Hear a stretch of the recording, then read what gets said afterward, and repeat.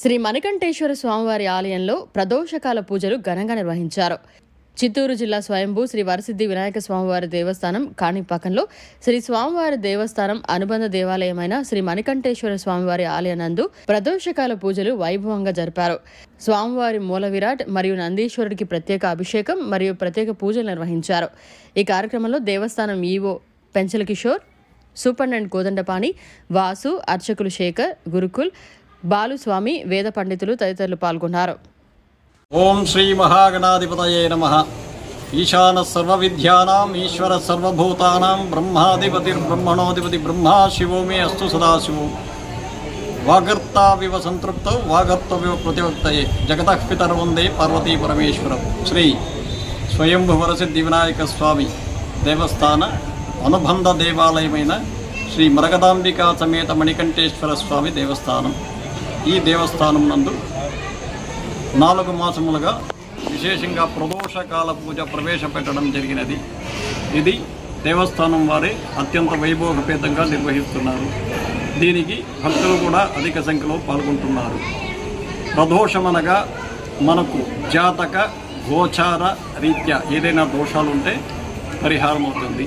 అంతేకాకుండా ఇది రాజరాజ కులోత్తుంగ చోళులు బ్రహ్మహత్య నివృత్తి కొరకు కట్టినటువంటి ఆలయం కాబట్టి ఇక్కడ చాలా విశేషంగా స్వామివారిని దర్శిస్తేనే దోషాలంతా పోతుంది అనేటువంటిది.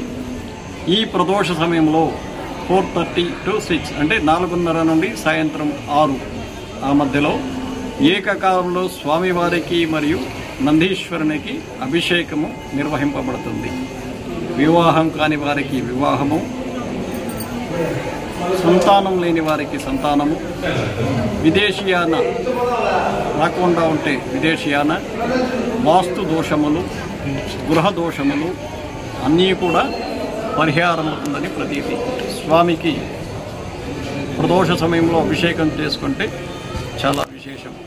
శుభం భూయాత్. ఓం నమః శివాయ. ఓం గణేశాయ నమః.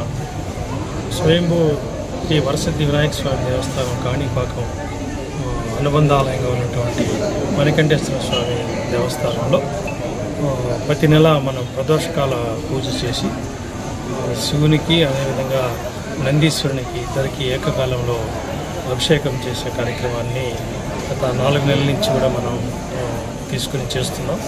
ఈరోజు కూడా ఘనంగా స్వాముల ఆధ్వర్యంలో అదేవిధంగా భక్తుల ఆధ్వర్యంలో చాలా ఘనంగా జరిగాయి.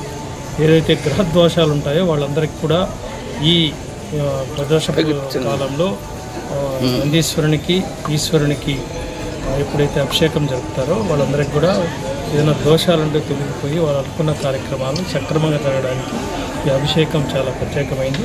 భక్తులు చాలా భక్తి శ్రద్ధలతో ఈరోజు కార్యక్రమాన్ని చేశారు. మన స్వామివారు కూడా అత్యంత భక్తి శ్రద్ధలతో ఆధ్యాత్మిక వాతావరణంలో ఈరోజు ఘనంగా ప్రదోష పూజ